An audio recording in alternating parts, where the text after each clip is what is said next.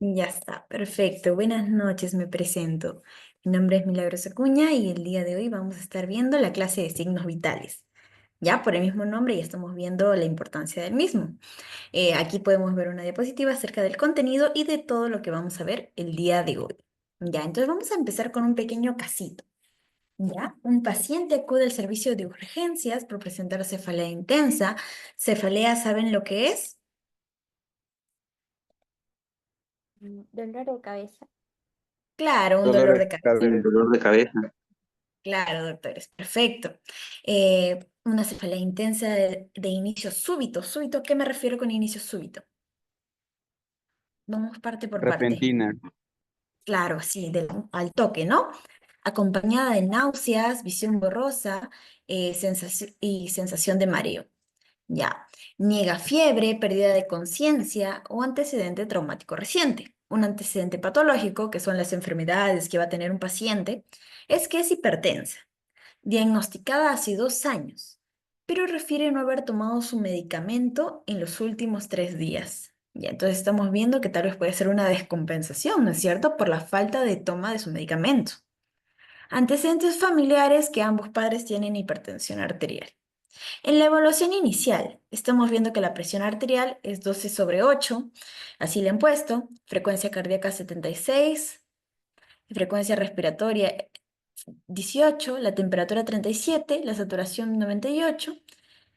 Y vemos que la paciente va a continuar con la cefalea y se siente cada vez más débil al ser revaluada, cada vez más débil. Al ser revaluada 4 horas después por otro médico, se decide repetir los signos vitales. ¿Por qué? Tal vez ha habido un error en la toma de estos signos. Es lo que vamos a averiguar, cómo tomar los signos correctamente. ¿Ya?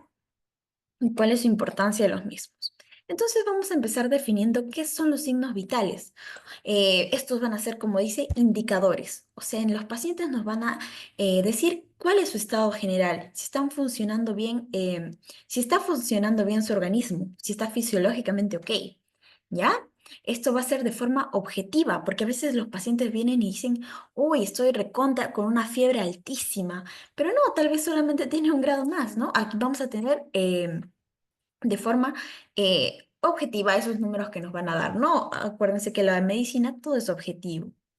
Entonces, una característica, una forma para recordar sus características esenciales es la técnica MOM, ¿no? Ahí por eso te pongo una figurita de mamá, los signos vitales pueden ser medidos, pueden ser observados y pueden ser monitoreados. ¿Ok? ¿Ok? Ok. ¿Ya? ¿Cuáles son? Tenemos en sí a la presión arterial, que es lo que vimos, bueno, los que estaban en el caso clínico. La presión arterial, la frecuencia cardíaca, la respiratoria, la temperatura y la saturación de oxígeno. ¿No es cierto? Eso es lo que evaluamos generalmente en todo paciente. ¿Ya? Incluso algunas fuentes, dependiendo de dónde lean, van a considerar el dolor, pero ya vamos a ver en la siguiente clase a qué nos referimos con el dolor, ¿ya? Pero les voy dando este pequeño dato que algunos lo quieren considerar debido a que es un síntoma muy frecuente. Sin embargo, nosotros nos quedamos con estos 5.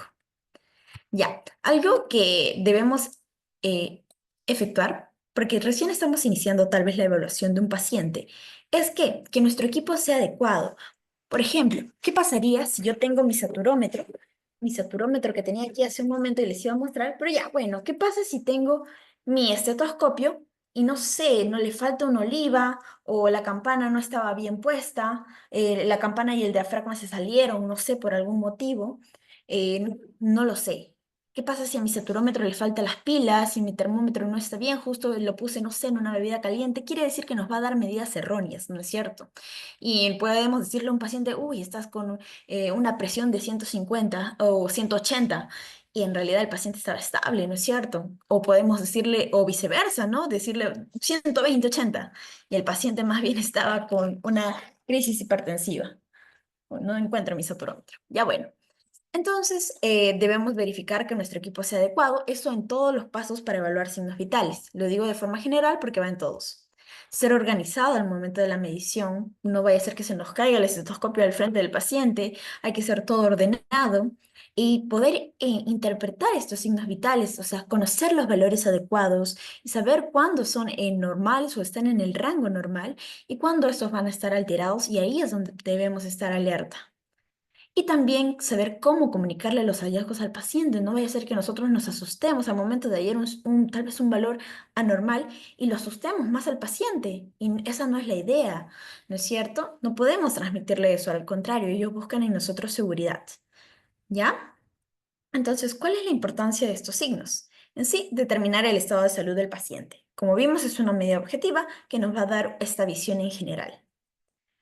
Nos permite identificar los problemas que vaya a tener el paciente en el caso de que haya un mal funcionamiento orgánico. Por ejemplo, la fiebre a veces va de la mano por una inflamación o incluso de una infección, ¿no es cierto? Podríamos estar alerta, no digo que sea correlacional, pero generalmente va a ese lado, ¿no es cierto? Implementar intervenciones, o sea, para el paciente, ¿qué podemos hacer por ellos? ¿No es cierto? Y de ahí luego reevaluarlos constantemente, ¿ya? Eso sí, los signos vitales pueden ser variables en diferentes individuos. Por ejemplo, mi presión puede ser 110, 80. En la presión de otra persona puede ser 100, 80 y ese es su valor normal. Y el otro 120, 80, 120, 70. Eso es en diferentes personas, pero incluso en la misma persona puede ser que hoy día me saqué la saturación 90, 99 y luego de un rato o mañana me le saco un 98 o 97, o sea, estos van a poder variar, ¿ya? Entonces es importante conocer los valores y poder identificarlos. Entonces ya teniendo la presentación, vamos a evaluar cada uno de los signos vitales que hemos visto en el contenido. Vamos a iniciar con la presión arterial. Creo que muchos, o bueno, siento que a lo largo de lo que he escuchado, la presión arterial es uno de los signos que más tal vez nos causa un poco de conflicto tomar. Entonces vamos poquito a poquito. Vamos a definirlo. ¿Qué es la presión? Ya por los mismos conocimientos de física que teníamos, es la fuerza sobre el área, ¿no? En este caso, ¿qué fuerza va a ser? A ser de la sangre. ¿Y cuál va a ser el área aquí? Las paredes arteriales, ¿no es cierto? Entonces ya ahí tenemos la misma definición, ¿no? La fuerza de la sangre que va a dar sobre las paredes arteriales, la fuerza con la que va a viajar. Ya tenemos tanto presión sistólica, que es cuando se bombea sangre, ¿no? En la sístole. Y luego también tenemos la presión diastólica. Entonces aquí tenemos un tensiómetro o un esfigmomanómetro, en la cual presentamos dos numeritos, ¿no es cierto? Entonces, ¿cuál es la sistólica y cuál es la diastólica? La sistólica es generalmente el valor mayor que vamos a tener. En este caso, ¿cuál sería? El 120, ¿no es cierto? Y la diastólica sería el menor valor que vamos a tener, que es el 180. Entonces, definiendo a cada una, ¿qué te dije la presión sistólica? Que iba a ser justamente en la sístole, ¿no es cierto? ¿Y qué es la sístole? Va a ser la contracción ventricular. Es la presión máxima, ¿qué te dije? La presión más alta, el tope, cuando tomamos la presión. Y la presión diastólica más bien va a ser, entre comillas, lo contrario. Mientras aquí es la presión máxima, aquí va a estar la presión mínima. ¿Durante qué? La diástole. ¿Qué es la diástole? La relajación ventricular. Uno es la contracción y otro es la relajación. ¿Ya? Entonces ahí vemos al corazón en la parte izquierda, cómo se contrae y ahí es donde se va a efectuar el primer ruido que vamos a escuchar con nuestro esteto y ese va a ser donde va a marcar va a ser el número que vamos a poner en la presión arterial sistólica. Y el último ruido que lleguemos a escuchar va a ser la presión arterial diastólica. Entre los valores normales más o menos oscilan entre 90 y 120 en la presión sistólica, mientras que la diastólica entre 60 y 80. ¿Ya? ¿Es todo claro hasta ahí? Ya. ¿Y cómo lo medimos? Todo tiene su unidad, ¿no es cierto? Las fuerzas son los newtons, por ejemplo, lo que hemos visto antes. La unidad aquí en la presión arterial, ¿alguien sabe cómo se llama SMMHG? HG ya por química. Milímetros de mercurio. Milímetros de mercurio, perfecto. Entonces, cuando nosotros damos una lectura de presión arterial, no podemos decir también solamente el número.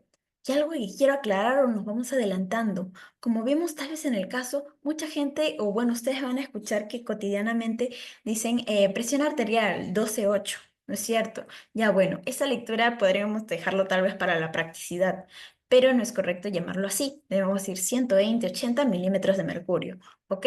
De forma correcta, ¿ya? Entonces, uy, bueno, me adelanté, ya. nosotros vemos a la presión arterial influida por algunos factores, ya para los que lo vieron o para los que no lo vieron. ¿Qué factores podrían influir en la presión arterial? Ya la misma formulita que, que tal vez algunos la han visto en fisiología. ¿O cómo llamas la presión arterial? ¿Alguno la recuerda? A ver, Es tenemos, frecuencia cardíaca por resistencia vascular. ya, tenemos frecuencia o- cardíaca por resistencia vascular, de ahí tenemos otro que dicen con gasto cardíaco, frecuencia cardíaca por volumen sistólico, y gasto cardíaco por resistencia vascular periférica. Muy bien, chicos, sí están, sí han repasado la clase. Y bueno, como dicen sus compañeros, va a ser el gasto cardíaco por la resistencia vascular periférica o algunos ponen resistencia vascular sistémica. ¿Ya? Entonces, estos factores van a influir en la presión arterial, pero vamos a ver cómo juega el gasto cardíaco. O sea, lo que me dijo alguno de sus compañeros acerca del volumen sistólico, si mal no me equivoco, también es correcto y la frecuencia cardíaca también, porque si bien la presión se ve influenciada por el gasto cardíaco y la resistencia vascular, este gasto cardíaco a su vez, aquí está, ya, este gasto cardíaco a su vez se va a ver influenciado por la frecuencia cardíaca que como vimos también lo vamos a poder hallar, y el volumen sistólico que vamos a tener, que va a ser todo ese volumen que va a eyectarse en una sístole, ¿no es cierto? Todo eso, bueno, por el mismo nombre lo deducimos, ¿ya? Y todos estos dos factores nos van a dar el gasto cardíaco como tal.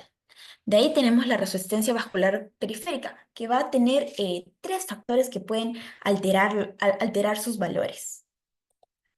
Esto va a ser tanto el volumen de la sangre, la viscosidad de la sangre y la elasticidad de las paredes arteriales. Dependiendo de estos tres factores, vamos a tener esta cantidad de resistencia vascular periférica.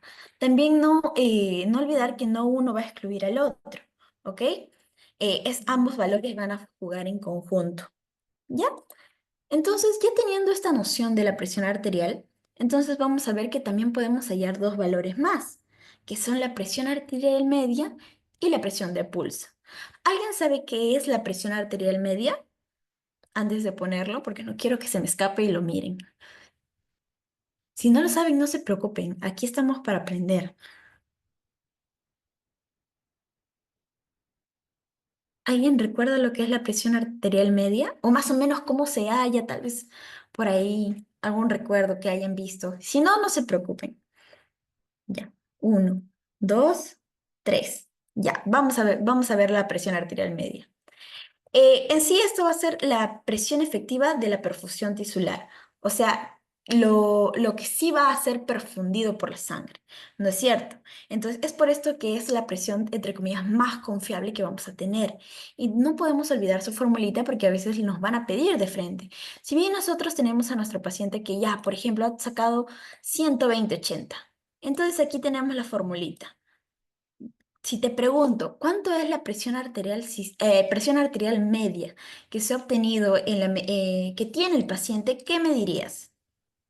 Cuando la fórmula es la presión sistólica más dos veces la presión diastólica, mírate dónde está el doble, y todo eso entre tres. ¿Cuánto sería? Aproximadamente 90.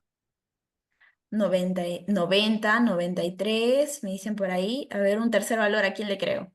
90, 93.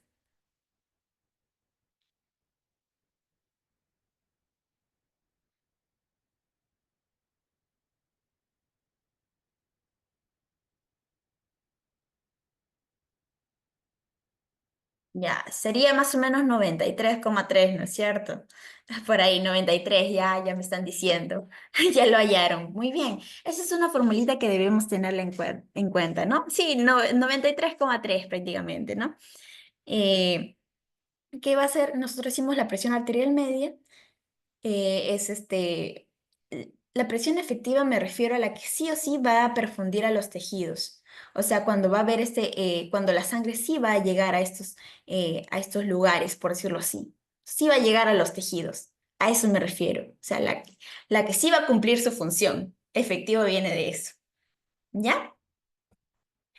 En la presión de pulso también tenemos otra formulita.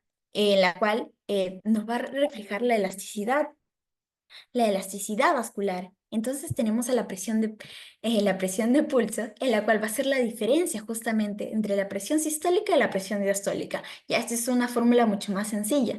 A ver, ¿cuánto sería la presión de pulso de esta persona? Estamos con los valores básicos, ¿ah? Ya, 40. perfecto. 40. Ya, entonces ya sabemos hallar la presión arterial media y la presión de pulso. Perfecto, no se olviden, ¿no? Ya, entonces vamos a ver cómo hallar la presión, cómo hallamos la presión. ¿Qué materiales necesitamos? A ver, ya lo he mostrado. ¿Qué usan ustedes para hallar la presión? Díganme.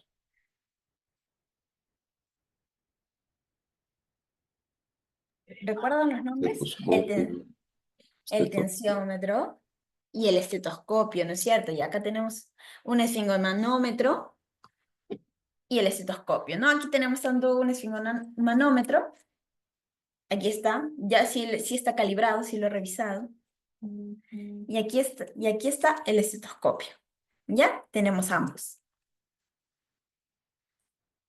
En el esfingomanómetro, ¿saben cuáles son las partes del mismo?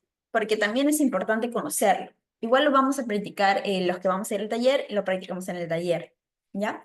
Primero tenemos el brazalete. Algo importante del mismo, bueno, ahí estaba pegado, es que midamos o miremos la talla adecuada para el paciente. ¿Por qué? Porque en el caso este sea muy estrecho, va a sobreestimar los valores que vamos a tener. Y en caso este más bien sea muy holgado, o sea, muy grande, va a infraestimar los valores que vamos a hallar. Entonces debemos escoger un brazalete adecuado, ¿no es cierto? ¿Ya? Seguimos. Ahí viene el nombre de manómetro. ¿Qué es esto? Aquí es donde podemos engancharlo en esta parte. En esta parte. Por eso les digo, hay que ser ordenados, hay que ser cuidadosos. Y aquí es donde lo vamos a poder ver los valores de que vamos a obtener, ¿no es cierto? Seguimos. La válvula odedal, que va a ser en esta parte inferior, donde está la pera, que va a ser esta valvulita, que es donde vamos a abrir al momento de tomar la presión, ¿ya? Y bueno, la pera o la bombilla, como dicen, insuflar, que aquí es donde vamos a presionar para poder insuflar nuestro esfingomanómetro, ¿ya? De ahí tenemos a quién, al estetoscopio, ¿no es cierto? Ya. ¿Alguien recuerda cuáles son las partes del estetoscopio? Vamos rápido. ¿Cómo se llaman estos de aquí? No les quiero decir su nombre, sino Las sí. olivas, Ya, las olivas, perfecto. De ahí tenemos las ojivas, que son estas de aquí. De ahí tenemos el tubo en Y, como una Y, ¿no es cierto? De ahí tenemos, bueno, la manguerita en sí. Y ya, ¿cuál es el diafragma y cuál es la campana? ¿El grande o el chiquito? ¿Cuál es la campana? ¿El grande o el pequeño? Es el pequeño y el el diafragma es pequeño, el grande. pequeño. Claro, campana es el pequeño, perfecto. Ahí están las flechitas en las cuales eh, vamos a, vamos a tener, ¿ya?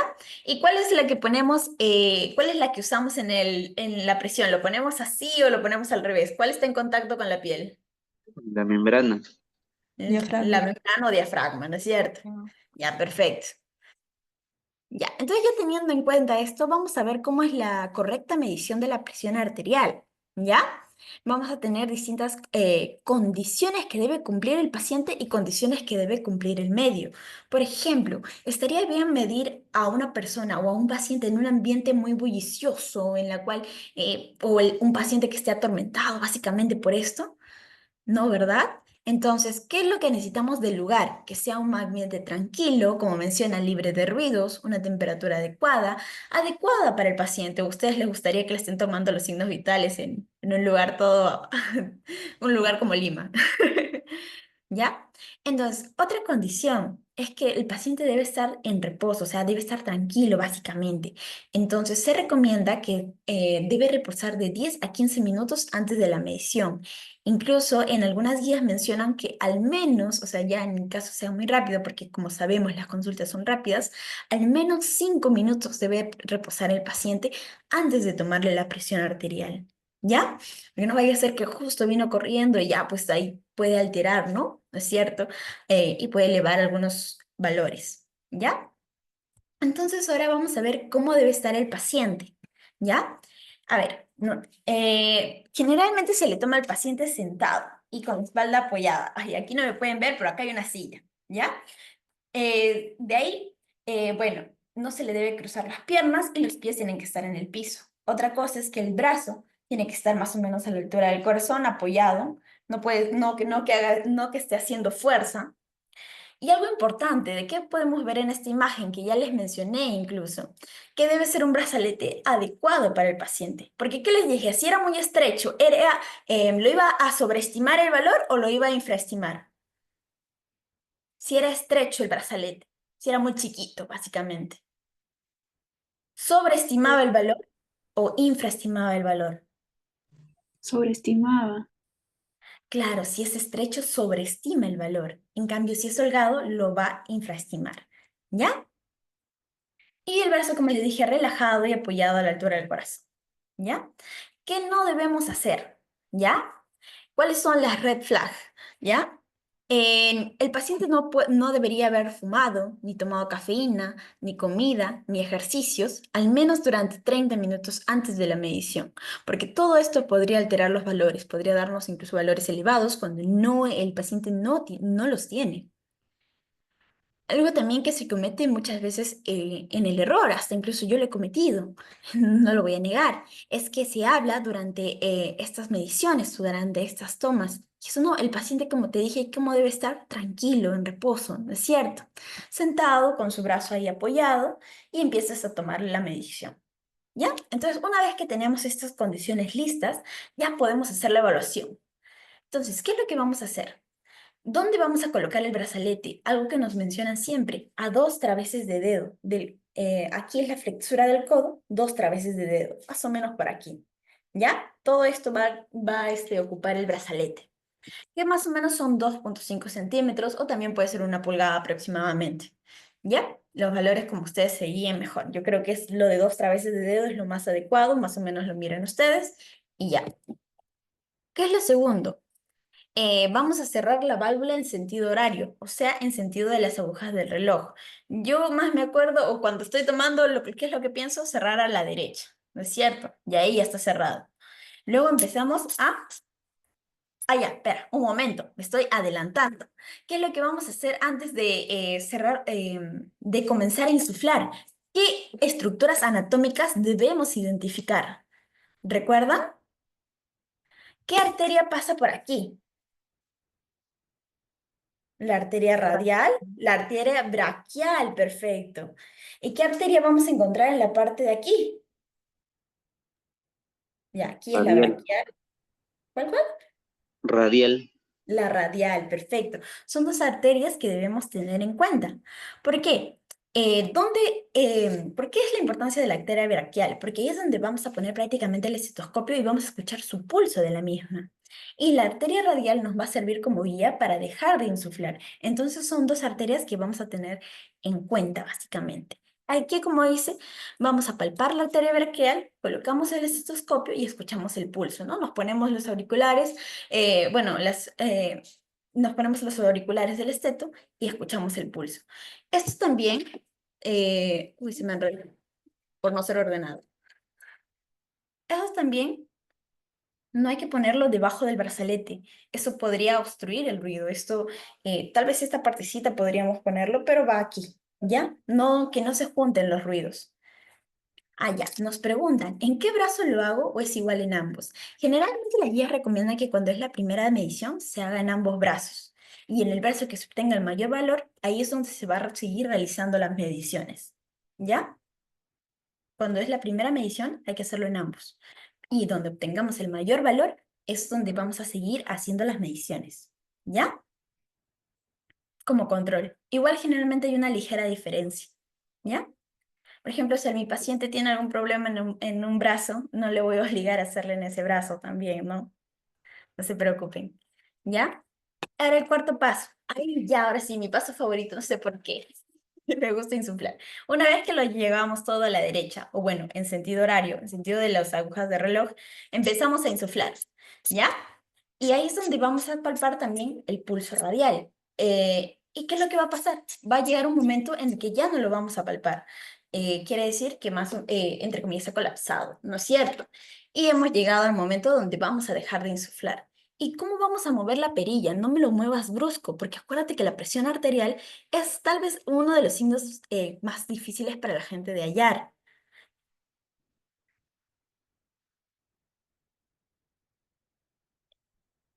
Es uno de los signos más difíciles de hallar. Disculpen el tiempo, nos estamos yendo un poquito lento. Vamos a ir un poquito más rápido, ¿ya? Entonces vamos dejándolo de insuflar poquito a poquito, ¿ya? Y vamos a escuchar el sonido diastólico, ¿ya? El sistólico primero, que va a ser el más fuerte, el más, y el más grande, por decirlo así, y luego el diastólico, que va a ser el último que vamos a escuchar. Por eso todo tiene que estar en silencio para que podamos abrir bien las orejas. Y como dice, vamos liberando lentamente la válvula en el sentido contrario. ¿Qué es lo que debemos hacer? Tomar tres medidas, generalmente la primera medición, tomar tres medidas con una diferencia de 1 a 2 minutos entre ellas, ¿ya? Y generalmente promediamos las dos últimas mediciones que vamos a tener. ¿Qué más? A ver, bueno, algo que se va a correlacionar esta presión arterial es que en el primer ruido de Korofkov o en la primera fase es cuando vamos a tener el sonido sistólico. Y en la última, o bueno, donde vamos a tener el sonido diastólico, en la fase 4, como estamos viendo al inicio de la fase 4. Y abajo están los valores. Por ejemplo, acá tenemos una presión de 110/65 aproximadamente. ¿Cuánto sería su presión de pulso?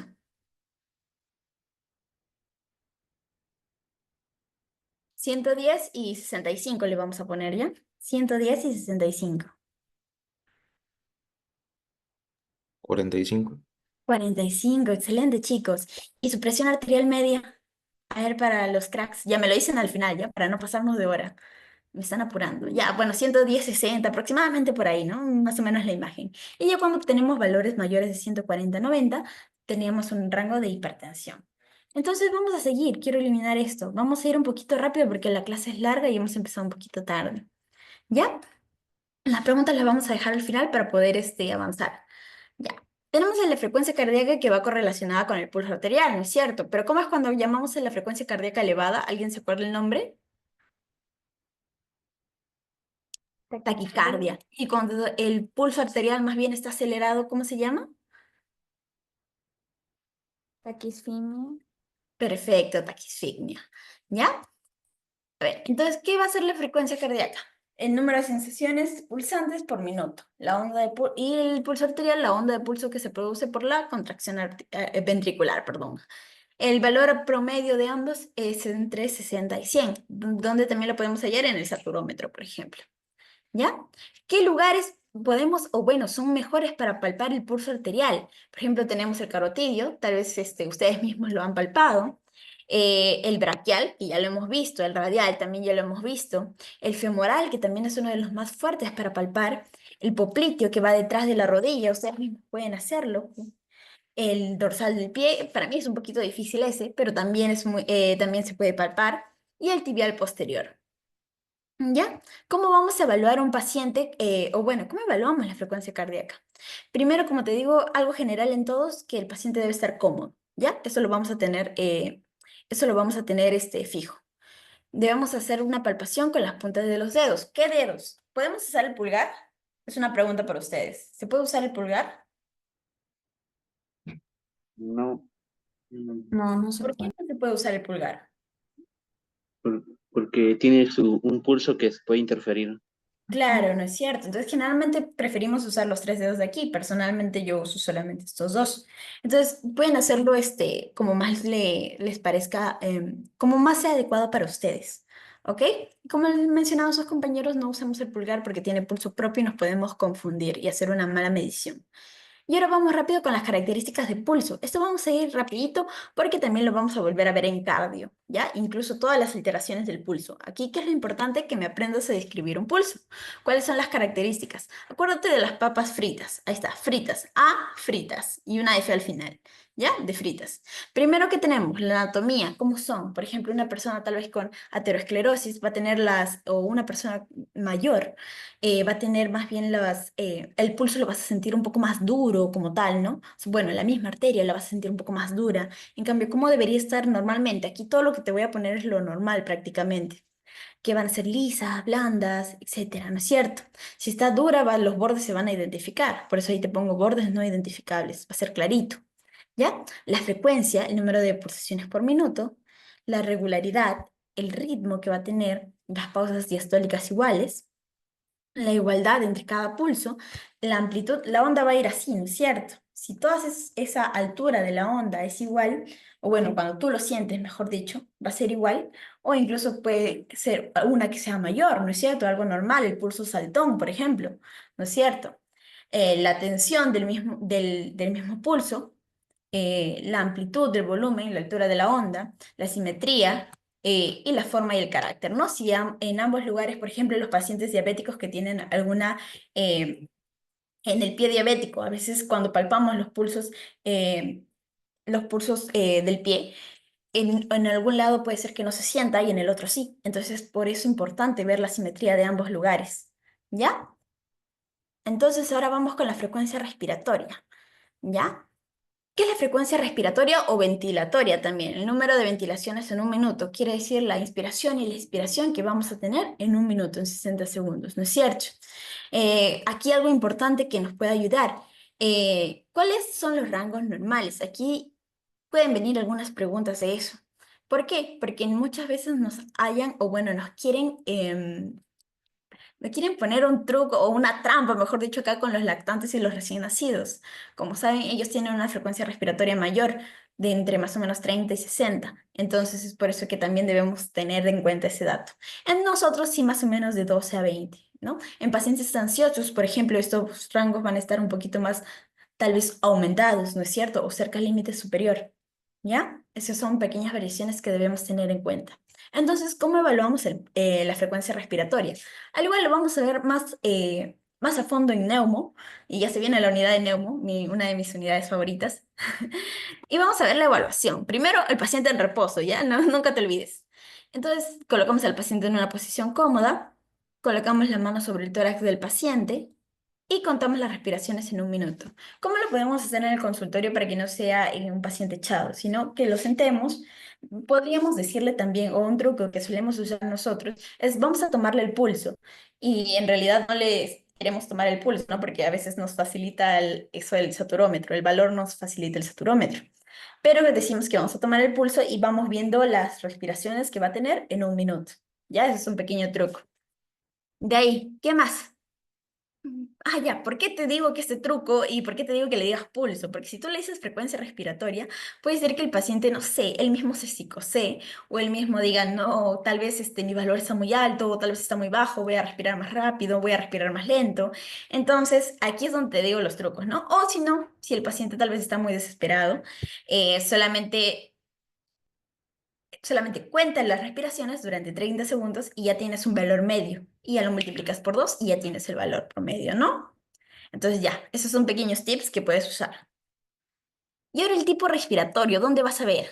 Por ejemplo, en las mujeres generalmente es costal superior. Es aquí donde vas a ver esa elevación del tórax y vas a poder contar justamente las respiraciones que va a tener. En cambio, en los varones es más abdominal. Cuando vayan a respirar, vas a ver más bien ahí abajo, vas a ver más bien a nivel del abdomen, que ahí es donde vas a poder contar o vas a poder visualizar las respiraciones que va a tener, ¿no es cierto? Ya, esas son las diferencias entre ambos. ¿Ya?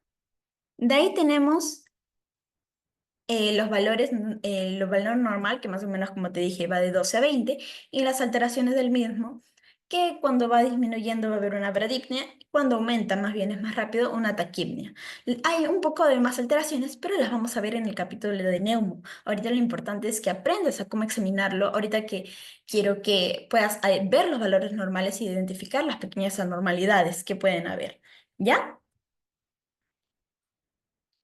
Ahora vamos con la temperatura rápidamente. Vamos con la temperatura rápidamente. ¿Qué es la temperatura? Va a ser, bueno, se va a producir por el equilibrio entre tanto la producción de calor que va a dar el cuerpo y su pérdida. O sea, esto es lo normal, ¿no es cierto? Más bien, cuando hay un desbalance, hay una mayor producción de calor y no hay una suficiente pérdida, ahí vamos a tener lo que se llama la fiebre, ¿no es cierto? Entonces, ahí estamos viendo una imagen. ¿Qué tipo de temperatura se le está hallando a la niña? Hay distintos tipos de temperatura, ¿no es cierto? Entonces, ¿qué lugar es? O sea, según el lugar. Entonces tenemos que dicen que es axilar, ¿no es cierto? Perfecto. ¿Qué otros lugares también podemos... Uy, se me fue. ¿Qué otros lugares también podemos tomar la temperatura? Oral, Rectal, perfecto. ¿Qué más? oral, oral. Oral, ¿ya? Etcétera, ¿no? Podemos tomarlas en un montón de lugares. Mira, acá yo tengo, bueno, no tengo un termómetro como tal, pero tengo este de aquí que es digital, ¿no es cierto? Que tal vez muchos han visto en la época de COVID. ¿Cuál es el centro regulador? Tal vez una pregunta de anato, tal vez, que va a ser el hipotálamo, ¿no es cierto? Es el que se va a regular la temperatura corporal. Entonces, ¿qué debemos hacer? Si tenemos un termómetro convencional, ¿no es cierto? No el digital. Siempre, ahorita vamos a ver cuál es el mejor lugar para tomar la temperatura, ¿ya? Un momento. Primero, desinfectarlo, como te digo, la limpieza, tanto limpieza tuya, o sea, como del termómetro, porque lo va a usar otro paciente, ¿no es cierto? Lo agitamos de esta forma. Y luego lo ponemos en el lugar de medición que vamos a evaluar. Entonces aquí vienen los distintos tipos, ¿no es cierto? Yo ahorita te voy a hablar de tres. ¿Cuál es el mejor lugar dependiendo para qué? Por ejemplo, el lugar donde nos va a dar un valor más preciso de tu temperatura corporal va a ser el que tal vez se podría decir está más en contacto con tu cuerpo, más adentro de tu cuerpo. ¿Cuál sería cuál sería este valor? ¿Cuál sería la rectal? Perfecto, no lo quise decir tan explícitamente, pero es la rectal, ¿no es cierto? Pero, ¿ustedes han visto alguna vez que han tomado una temperatura rectal? No es muy común, ¿no es cierto? Claro, no es tan común. Entonces, claro, bueno, a los bebés, ajá, pero no es tan común como tal. O vienes al consultorio y te digo, vamos a tomarte tu temperatura rectal. No, ¿verdad? No es cierto. Sí, es la más exacta, la más precisa, pero no es la más práctica por obvios motivos.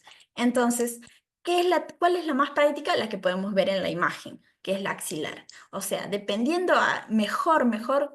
¿Qué es lo que estás buscando? ¿Que sea más práctico o que sea más exacto? Y ahí es donde vas a tomar. Esa es la diferencia, o bueno, la característica entre la axilar y la rectal. ¿Ya? Ahí tenemos los valores tanto que podemos hallar en cada medición. ¿Ya? Como te digo, la axilar es la más práctica y la rectal es la más precisa. Entonces, 38,2, mira, ahí me salió mi termómetro. Estaría bien, imaginabas que es una temperatura ya axilar, ¿ya? ¿Estaría bien o no?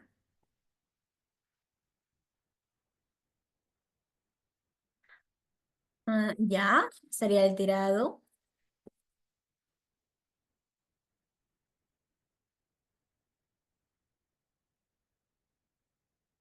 Ya, está bien. Una hipertermia me mencionan ahí. Claro, como vemos, incluso en ninguno de los valores está esa temperatura. Generalmente, ¿cuál es el valor que deberíamos tener en cuenta? Tal vez el 37, ¿no? De 36,5 a 37,5, con una media de 37. Más o menos por ahí van los valores si queremos generalizar. ¿Ya? ¿Qué factores pueden afectar a la temperatura? Y la edad, depende mucho si es niño, joven o un adulto mayor.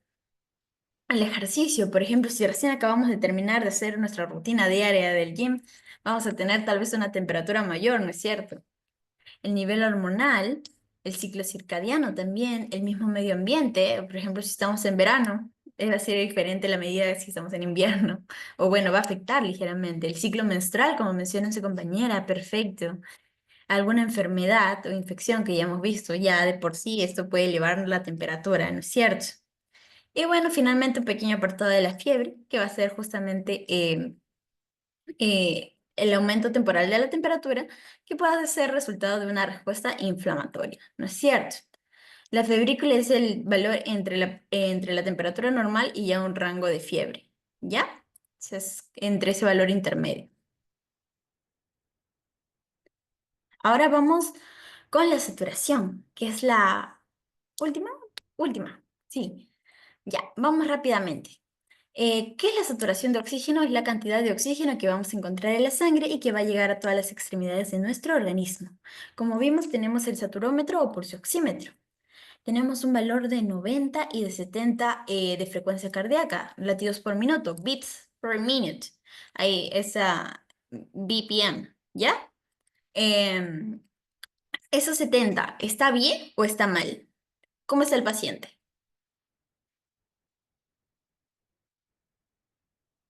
Solo te estoy preguntando por el 70. Todavía no te pregunto por el 90 porque no lo hemos explicado, ¿no es cierto?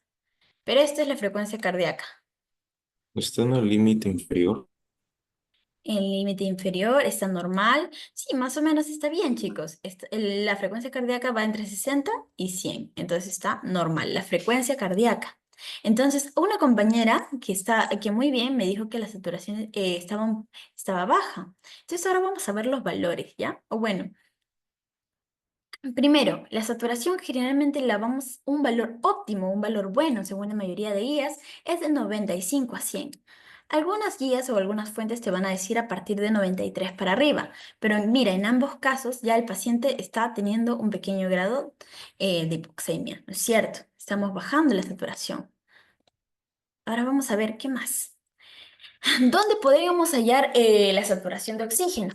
En los dedos, que es lo que generalmente se hace. Obviamente que no tengan esmalte o alguna otra cosa que vaya a interferir con la medición. ¿Por qué? Porque aquí tenemos luces LED que van a justamente leer o van a leer la perfusión que vamos a tener en el nivel de los dedos. Entonces, si hay algo que interrumpe, podríamos obtener valores más bajos, ¿no es cierto? ¿Qué pasa si no podemos ponerlo en los dedos, ya sea por X motivos? No podemos usar el lóbulo de la oreja, aquí donde tengo mi arete, ¿ya? Otro, que ya no es el saturómetro como tal, sino es como, tiene esta forma, como es un anillito más o menos, que se puede poner a nivel de la nariz, ¿ya? Incluso hay un aparatito más que lo pegan en la frente, ¿ya? Son distintas formas de poder medirlo, pero como vemos la más convencional es usando el pulsoxímetro y es la más utilizada. Bueno, como vimos, en la parte superior van a estar los emisores y aquí abajo los que van a recepcionar ese rango de luz y a ver si hay justamente, van a evaluar justamente la saturación de la misma. Como vemos, ahí está el fotodetector y bueno, los detectores mismos. Esas son las partes de un saturómetro. Entonces, ¿qué es lo que va a evaluar? Como vemos ya a nivel alveolar, disculpen, tenemos el intercambio gaseoso, obviamente. Tenemos el oxígeno, que se va a difundir a través de los alveolos. ¿Y a quién se va a adherir? A la hemoglobina, ¿no es cierto? Entonces, esta hemoglobina que está oxigenada va a viajar a través de la sangre. No, mira, acá están los glóbulos rojos, se van a transportar a todos los lugares, a los capilares periféricos. ¿A quién me refiero? Aquí, ¿no es cierto? Va a llegar a todos los lugares del organismo. Ahí. Y se va a difundir a través de todos los tejidos. Y esta hemoglobina oxigenada es lo que va a captar justamente nuestro pulso oxímetro y va a llegar aquí el valor que vamos a tener, el porcentaje de saturación de oxígeno. ¿Ya? Entonces aquí vemos que el paciente está un poquito bajo. Nos debemos empezar a preocupar. Entonces, ¿cómo lo medimos? Creo que ya algunos hemos aprendido, es bastante simple. No sé dónde he dejado mi pulso oxímetro. Último es dentro. No, no está acá. Ya, bueno. Ah, ya, acá está. Aquí tengo dos pulsoxímetros, en los cuales, ya, aquí vemos ambos, ¿no es cierto? Buscamos un dedo, puede ser cualquiera, generalmente yo uso el índice. Lo prendemos, ¿no es cierto? Lo normal. Podemos también usar este, ¿no? Y nos van a dar los respectivos valores. 5 minutos, ya. Encenderlo y asegurarse que la luz funcione, ya.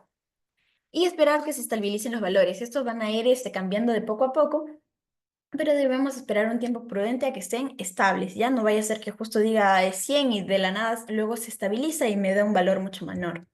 ¿Ya? Unos factores que podemos tener son las infecciones, la enfermedad, la perfusión periférica, la misma, por ejemplo, una persona con cianosis, la actividad física.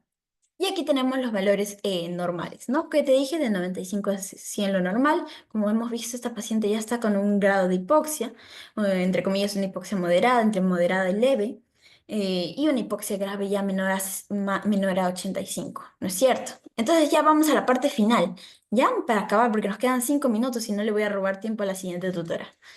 La paciente acude a servicio de urgencias por cefalea intensa de inicio súbito. Ya me aclararon los conceptos, que o sea, una cefalea que vino así, al toque. Náuseas, visión borrosa y sensación de mareo. Ya vamos viendo que esto puede ser síntoma de justamente una hipertensa descompensada. Entonces ya estamos en semiología general, pero ya estamos viendo justamente esta sintomatología. Es hipertensa diagnosticada hace 2 años, 2 años, y no ha tomado su medicamento. Entonces, como les digo, se trata de una hipertensa descompensada. Ya tiene el antecedente de hipertensión arterial. Entonces, dígame, por favor, ¿cuál es el error justamente en esta medición 12.8? O sea, el error al escribir, ¿no es cierto? Ya, la presión arterial está mal, pero ¿por qué? Porque está normal.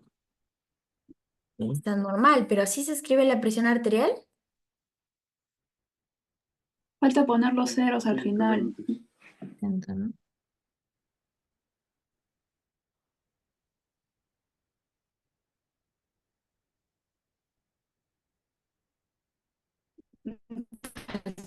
Los ceros, la presión arterial está mal, es 120/80, no valores completos, exacto. Pero también algo importante tiene el valor, ¿no es cierto? Está bien. ¿La frecuencia cardíaca está bien o no?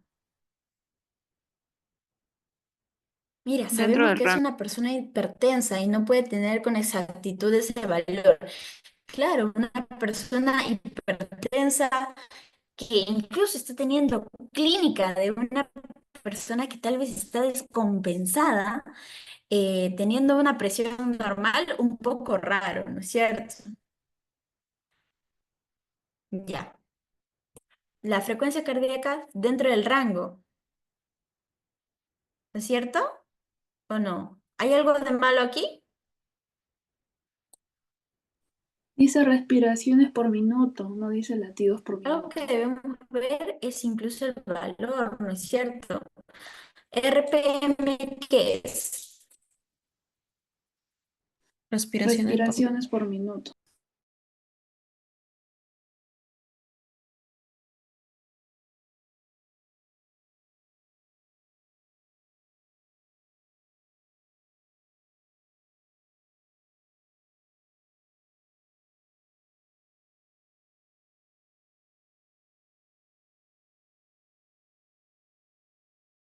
De ponencia.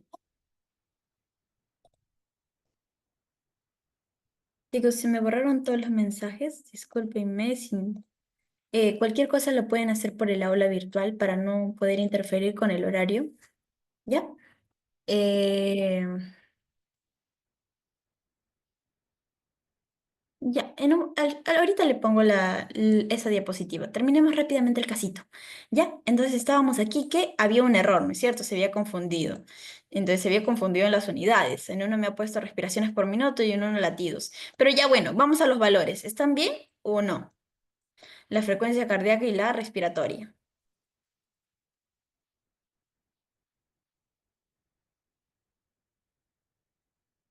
Sí, sí están bien, ¿no es cierto? La cardíaca de 60 a 100 y la respiratoria hasta 20, ¿no es cierto? Ya. La temperatura, ¿está bien o no? ¿Qué te dije?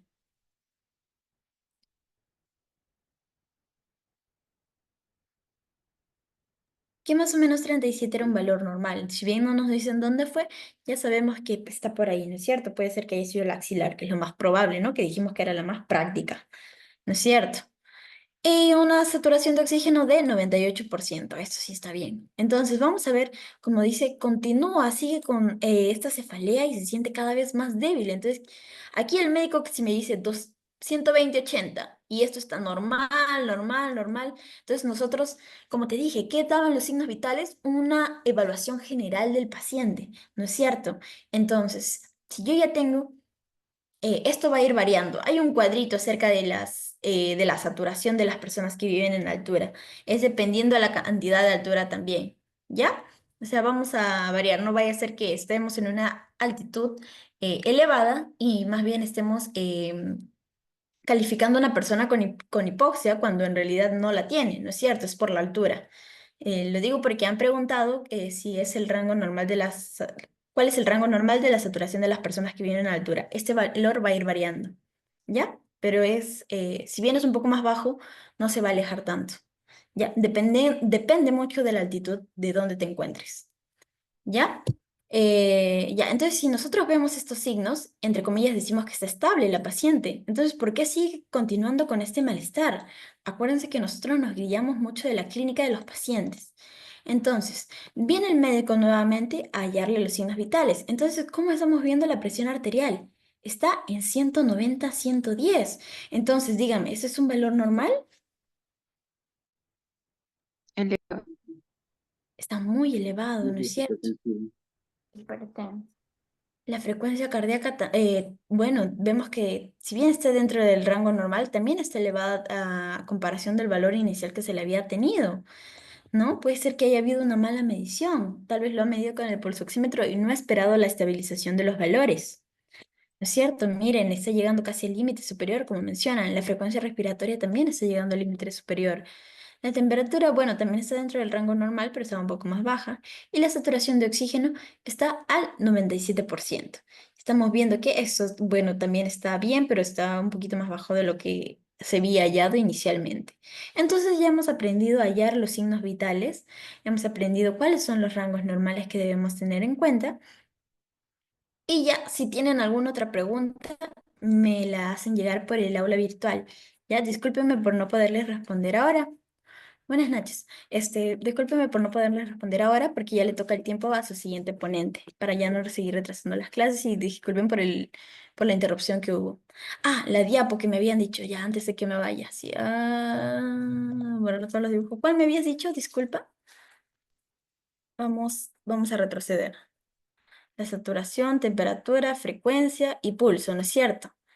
Ya, del pulso, ya que estamos, ay no, del pulso, ya que estamos aquí, no te olvides las características. Si te sabes lo normal, en cardio vas a poder aprender lo que no está bien, lo anormal. ¿Ya? Ahorita lo importante es que sepas lo normal. En cardio aprendemos cuáles son las alteraciones. ¿Ya? Lo importante ahorita es que sepas cómo hallarlo, es lo que vamos a ver en los talleres del sábado y domingo. Vamos a hallar todos los pulsos que ves ahí, lo vamos a hallar en ti, en tu compañero, que aprendas a identificarlo y me vas a decir igualmente las características de los mismos. ¿Ya? Ya, si alguien más tiene alguna acotación, ya ahora sí, 8:05 ya es tarde. Discúlpenme nuevamente, chicos, continuamos luego la clase. Gracias, Agnes, lo máximo.